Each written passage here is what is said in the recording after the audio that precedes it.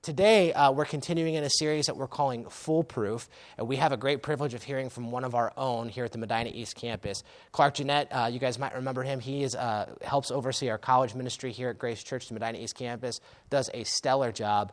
Clark is a young man who is dedicated to Christ. One of the things we believe in very strongly here at Medina East campus is investing in the next generation leader.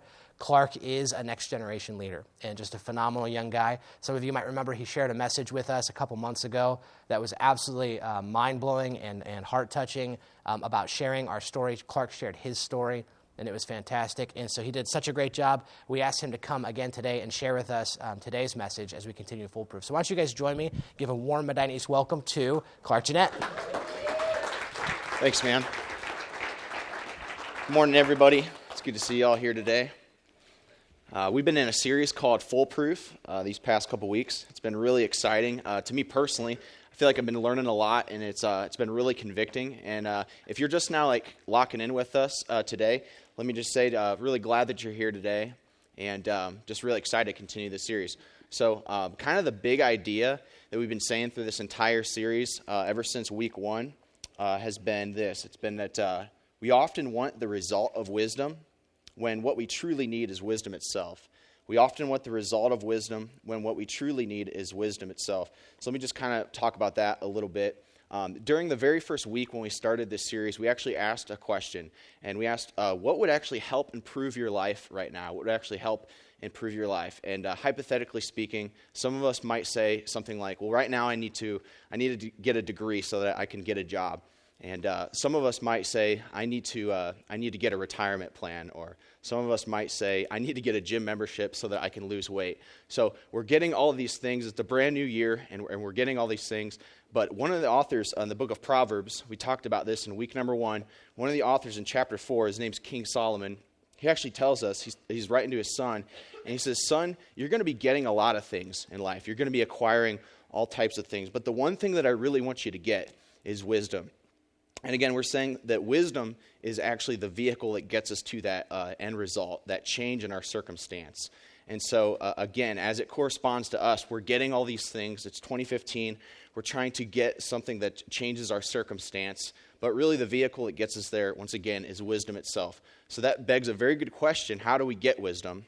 Well, that's what this series has been all about. So in week number 1, if you weren't here, week 1 we talked about wisdom. We kind of defined wisdom, and Tony talked about the importance of wisdom and why we need this. In week number 2 of last week, we identified 3 characters. We talked about the simple and the fool and the mocker. And again, if you didn't catch any of that, I just encourage you to go to our website and catch up on those past week's sermons.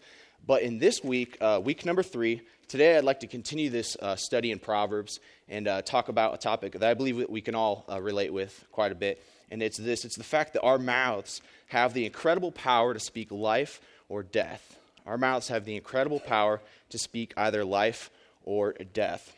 And Proverbs 18:21 really nails it on the head here. It says that the tongue has the power of life and death, and those who love it eat its fruit. Again, those two things, it's going to be one of those two things, either life or death. And I'll never forget a time, and I was in the 9th grade. I'll just share the story real quick. A time that I was in the 9th grade, this was a season of transition for me. I was going from middle school to high school. It was also kind of like a season of sadness as well, because my parents just kind of separated around this time. And so it was just kind of a weird season of life. And I remember specifically during this time, I was 14 years old, and I was kind of a chunky kid at that age, and just had long hair and played guitar all the time. And I guess I'm not 14 anymore, but everything else is basically the same. But freshman year of high school, just imagine, I'm 14 years old, and I just remember specifically being in the lunch cafeteria, and I remember being in the lunch line, and I remember there was like this confrontation that I had with this senior, and this guy was your classic, like, he was varsity basketball team. He was, he was the very popular guy in school. He was a senior, and he had, a lot of friends. He was basically the opposite of what I was. And I'll never forget, we're in the lunch cafeteria line, and I'm holding my lunch tray, and I think I looked at him the wrong way or something, but he he started to say something back, and things got kind of heated. I remember one of the lunch ladies was actually like, guys, you need to stop. And it got kind of escalated, and it got to the point where I'll never forget what this person said to me, and I'll never forget the feelings that I felt. It was just like a cocktail of mixed emotions. I remember feeling enraged. I remember feeling just confused, and I remember feeling scared. But more than anything, I remember feeling very hurt, and I'll never, ever forget what this person said to me. This is what they said. They said, "You're a fat loser, and you should kill yourself." They said, "You're a fat loser, and you should kill yourself." And I'll never forget that. And if there's one thing that I learned that day, it was this, is that our words have the power to be life-giving or life-taking. That was a very valuable lesson I learned that day, and I've never forgotten it. So that's kind of the conversation today. When we wake up in the morning, when we talk to our significant other, our husband or our wife or our friends, whether it's in the bedroom or in the classroom or in the workplace, words are so pervasive in our culture. We text words, we email words, we type papers, and words are just everywhere. So in all the words that we're using, what kind of words are they? Are they life-giving words or are they life-taking words? Because words have power. It's not even a debate, right? The right words can win you a job. The wrong words can lose you a job, right? Good words can get you a date. Wrong words will make her get out of the car and never come back, right? And so words have power, right? It's not even a debate. And so again, if you're just now locking in with us for this Foolproof series, the first week we identified wisdom, talked about the importance of it. Last week, Tony did an awesome job talking about three characters represented in Proverbs: the fool, the mocker, and the simple, the fool, and the mocker. And this week, I want to talk about three scenarios where words really matter. Three scenarios where words really matter. And again, I just want to encourage you to not tune out on me. I really think the next few minutes will be worth your time. Because, exercising wisdom in our words, when we don't do that, we forfeit something huge. There's something large at stake here. And when we do exercise wisdom in words, we can be an encouragement to other people. And if the words that we choose to say are life-giving, then we're going to be a blessing to ourselves and other people and communities. So stick with me. So 3 scenarios where words really matter. So scenario number 1. Thinking before speaking. This kind of corresponds to what we just talked about in the story I shared about the senior in high school. And so thinking before speaking, I'll be the first one to admit that I say things before speaking sometimes. Sometimes our mouths, we just have the natural proclivity to say things before speaking. But notice what Proverbs 18:6 has to say on this subject. What the author of Proverbs wants to teach us here. It says that the lips of the fools bring them strife, and their mouths invite a beating. Lips of fools bring them strife, and their mouths invite a beating. This is like the classic case of, something that tells like the your mama jokes, right? It's like, don't talk about my mama. You don't even know my mama, right? This is the classic person that's just the impetuous, impulsive, self-destructive mouth that invites a beating, just one right on the kisser, the stuff that you say. And I've been this guy. It's not fun to be this guy at all. Okay, so last week, again, Tony talked about the simple, the fool, and the mocker. And we said that the simple is the type of person that kind of is somebody of youth, somebody that lacks experience. And I'm like, I know somebody like that. And I'm thinking to myself, I'm not very experienced when it comes to being married or having kids. And the reason why I bring this up is because I was trying to find application that would really connect with some of our folks here at Medina East. And what I did is I actually Googled things that you get punched in the face for saying. And one of the links that I found was from this website called www.buzzfeed.com. And I'll just share a couple of the things. The title, the heading of this, was actually Things Husbands Should Never Say to Their Pregnant Wife. So I thought we would have a little bit of fun with this. So this is just a couple, and I'm like taking notes because I'm like, when I get married, I'm never going to do this. But hopefully you don't need Google to know that.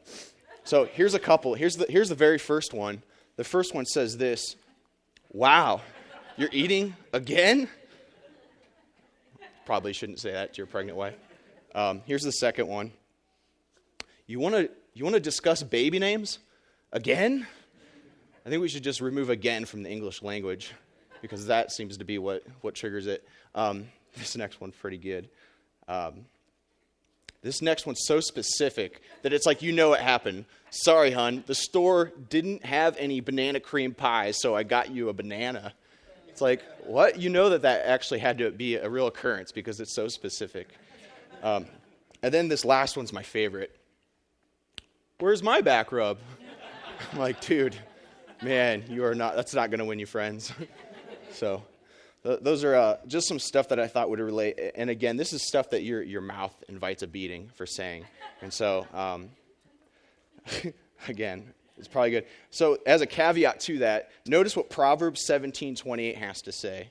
And the pregnant wives are like, amen to that. This is what it says in Proverbs 17:28. It says, even fools are thought wise if they keep silent, and discerning if they hold their tongues. So sometimes we know that sometimes the best words are just no words at all. And, if you know the story of Job, then that was the case with him too. Like the best thing his friends could have done is to not say anything. And so sometimes the best thing to say is just nothing at all. So scenario number 1, here's the question for that. Where in your life have you spoken something without thinking beforehand? Where in your life have you spoken something without thinking before you say it? Again, I'll be the first one to admit that I do it all the time. So that's scenario number 1. Scenario number 2 is this: determining when to say something. Determining when to say something. It's not enough to just think about before we speak, but we also have to consider too the timing of our words, the timing of when we should actually say something. So let's see what the authors of Proverbs has to say on this topic. Notice what Proverbs 25:20 has to say about this. It says, like one who takes away a garment on a cold day, or like vinegar poured on a wound, is one who sings songs to a heavy heart. Like one who sings songs to a heavy heart. There's a lot in here, so let's just kind of unpack this a little bit. Notice the first part, like one who takes away a garment on a cold day. I just imagine being like somewhere in Cleveland where there's insane like lake effect, like negative 10 or 15 degrees. And imagine that you're walking and you're wearing like your Carhartt or your North Face jacket, and somebody just runs up and takes that and runs away. First of all, why are you stealing my jacket? Second of all, it's like negative 10 degrees. Like that's I hate being cold. And so that would be really awkward. So notice the second part here, or like vinegar poured on a wound. So then imagine you fall and you scrape your elbow, and then somebody, your friend comes up to you and they're like, dude, what happened? Scraped my elbow. And then they pour vinegar on it. And you're like, dude, why are you doing that? I don't know. And then this last part, it's like one who sings songs to a heavy heart. This is somebody who's having a really bad day. And then this is like the picture of a person that comes up and starts singing Journey, Don't Stop Believing. And you're like, dude, this is not the time. And so what is the author of Proverbs 25 really trying to tell us in this? He's saying this is the picture of a person who says the right things at the wrong time. A person that says the right things at the wrong time. Just imagine that you just lost somebody. For some of you, you're going through this grieving process right now. For some of you, you just lost somebody close to you, whether it be a friend or a family member or, heaven forbid, a child. Some of you are going through this, and we've experienced this before where people will come up to us, and instead of comforting us, instead of grieving with us and crying with us and just being that friend, what we get instead is a sermon. And people they say stuff like, God has a plan, or, God works in mysterious ways, or, the book of Revelation says Jesus is going to wipe away every tear, and he's going to make all things new. It's like great words, wrong timing, right? What they need is the ministry of presence. They need somebody to love them and to be that friend, to comfort them, to grieve with them, and to cry with them, and just say, dude, you know what? I love you, and if you need anything, let me know. So that's one example. I was talking to one of my friends. She lives on the West Coast, and I was talking to her the other day, and I was asking her, I'm like, hey, I'm teaching on one of these proverbs, and I'm trying to think of examples where people say the right things at the wrong time. And she gave me a great example, and she said I could use this. She's like, I just got out of this 5-year relationship, devastating. Like, we were together for 5 years. That's a really long time. And she was like, you know what? It was such a hard breakup, and we did like the clean break thing. And she said after a couple months, this guy came back and was like, baby, I love you. I want to, get married, and I want to have kids, and I just want to live life together with you. And she was like, you know what? There was a time in my life where I desperately wanted to hear those words coming out of your mouth. But you know what? The ship has sailed. And it was like again, that's like the picture of a person who steals a garment on a cold day, a person who pours vinegar on an open wound, somebody who sings songs to a heavy heart. One more example and we'll move on. You always have that buddy that jokes around at the wrong time, right? Like says the wrong thing at the wrong time. Imagine that you're driving and you get pulled over for speeding, and the cop writes you the ticket, and you're thinking like, oh, I don't have the money to pay for this. I don't get paid until the next week. How am I going to pay for this? And then your buddy's sitting there chuckling in the passenger seat like, dude, I just remembered you owe me like $50. You're like, dude, wrong timing, man. So again, Proverbs 25:20, this is a picture of a person who says the right things at the wrong time. So here's the question. For scenario number 2, here's the question. What are the areas in your life where you need to adjust the timing of your words? What are the areas in your life where you need to adjust the timing of your words? And again, we've been saying through the past couple weeks, we don't want to just give you ammunition to use towards other people. We're really looking in the mirror, right? We're taking a self-examination. We're looking at ourselves and we're asking ourselves, where does this show up in my life? So let's keep moving. Scenario number 3, this is the last and final scenario. Scenario number 3, sharing the truth even when it's hard. Sharing the truth even when it's hard. Notice what Proverbs 12:22 has to say. It says, the Lord detests lying lips, but he delights in people who are trustworthy. Some of your translations say that detesting lips is an abomination. It just puts a stronger emphasis. Basically, it just tells us that God is not a fan of lying. And the reason why this scenario is it says even when it's hard, is because there's different types of lying. Okay, we're all familiar with like the guy that, is having an affair on your wife, and it's like lying. It's like, yeah, that's obviously a big deal, and you shouldn't lie about something like that. Or like if you're in middle school or high school, somebody who lies to their parents about getting, bad, lying about the grades on the report card. Like, yeah, that's bad. You shouldn't lie about that. But even thinking about, friendships and relationships where you need to tell the truth with somebody because you see them going down like a dark place, and like to not tell the truth would not be a loving thing. And so that's what we're going to kind of talk a little bit about in this. So notice what the author of Proverbs 27 verse 6 says. It says, wounds from a friend can be trusted, but an enemy multiplies kisses. Wounds from a friend can be trusted, but an enemy multiplies kisses. Notice that first part. It says wounds from a friend can be trusted. Why would a friend wound you, right? Well, again, that's just what we talked about. A real friend is going to tell you the truth even when it's hard. Imagine you're sitting down at a table with a buddy eating at Panera Bread, and you're talking, and they just stop you in mid-conversation. He's like, dude, you got a piece of lettuce right here. You got to take care of that. Because I don't want you to go to that job interview later that day and go through that awkwardness, right? A good friend's going to tell you when they notice something going on in your life. Or even imagine a more grander scale of that. I can share you personal stories where people have pulled me aside and they've said, Clark, I just want you to know, man, that I see potential in you to be an effective leader, but there's stuff that I see stopping that. You tend to joke around a lot, and you tend to clown around, and you don't know when to turn that off sometimes. And I just want you to know that, this is the truth as it corresponds with reality. I just want to let you know, because if I didn't love you, that I wouldn't tell you this, right? So that's what a good friend does. A bad friend, notice the second part, an enemy that multiplies kisses. This is a friend that is just going to flatter you. And what they're doing is they're putting you at a disadvantage by leaving you in the dark and not telling you the truth as it corresponds to reality. What they're really doing is a selfish thing, because they're letting you, as Tony mentioned, it's like somebody whistling right off a cliff. You know what I mean? They're just like letting you going down this destructive path. When they could be sharing you the truth. And I know that may not sound life-giving, but it actually is. It's actually a very loving thing to do. So there's a way to do that, to go to a person and to not be angry, to not be abrasive, but to be tender and to be life-giving, not life-taking. And so it's good to be wise about that. It's good to share the truth with love with somebody. So here's the question for scenario number 3. Here's the question. What are the areas in your life where you need to share the truth with somebody? What are the areas in your life where you need to share the truth with somebody, even when it's hard?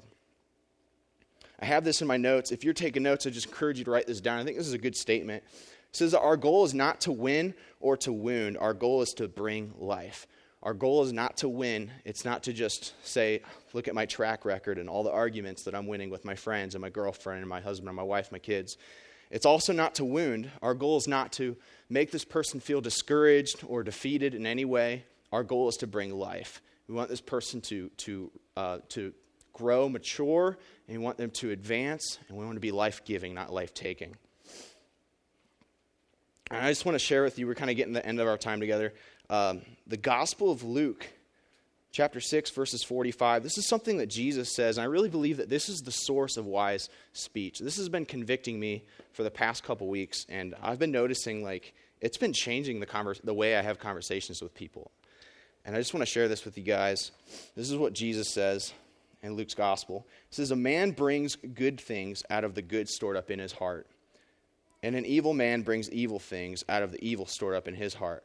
For the mouth speaks what the heart is full of." You got to catch that last part. For the mouth speaks what the heart is full of.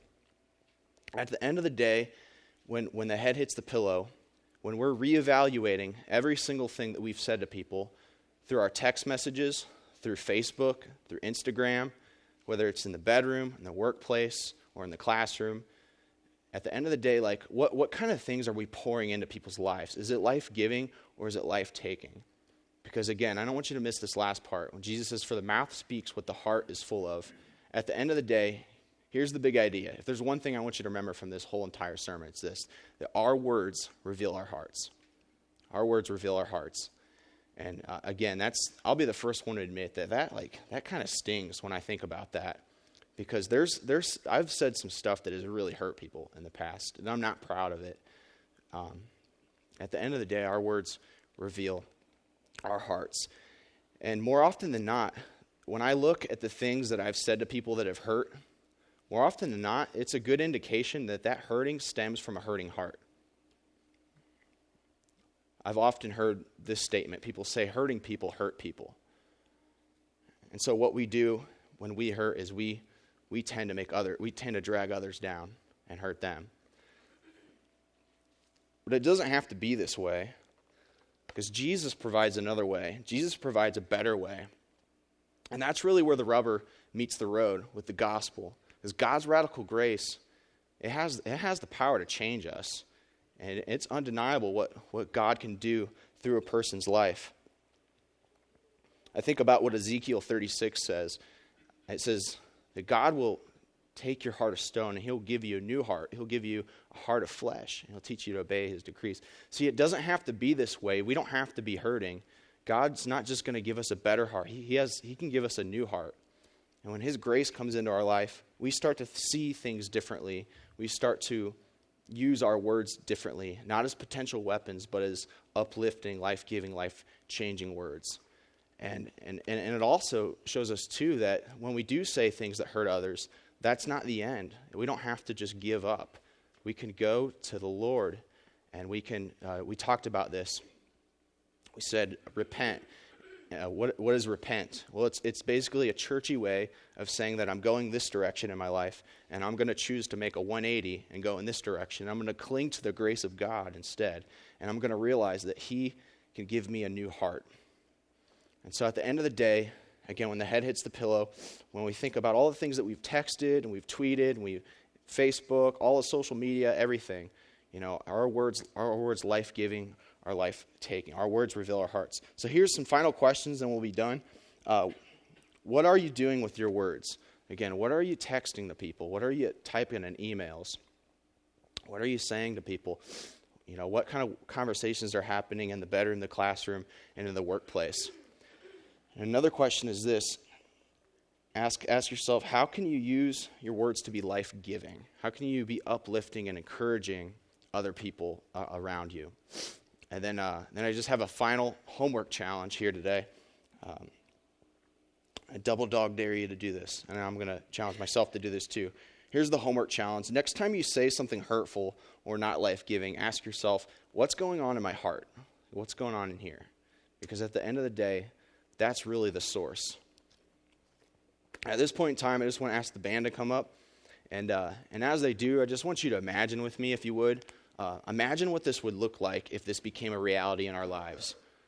Imagine what kind of campus would we be if we realized that our words reveal our hearts?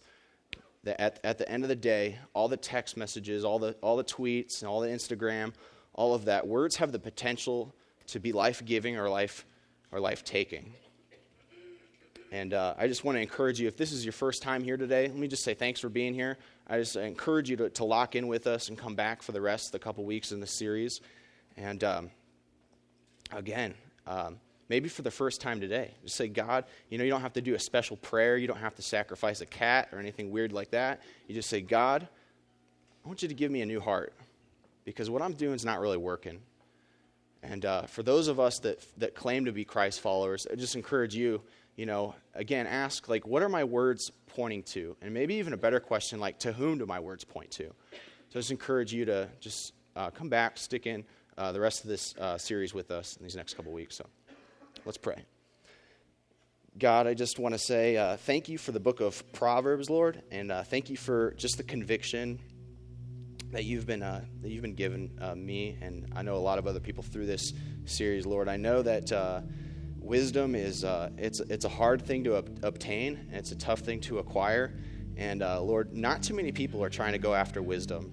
I know that hasn't been on the top of my list for a really long time. And God, I know it's going to cost us everything. It requires persistence. It requires intimacy with you. And it requires a great deal of humility, Lord. I just ask that you would help us to realize, God, that our words reveal our hearts. And that, Lord, more often than not, again, when we're saying things that are hurtful, God, it's usually because we're hurting. So, Lord, I ask that you would help us to just continue to pursue wisdom. Lord, help people that are here for the first time, maybe, to just consider, saying, God, give me a new heart.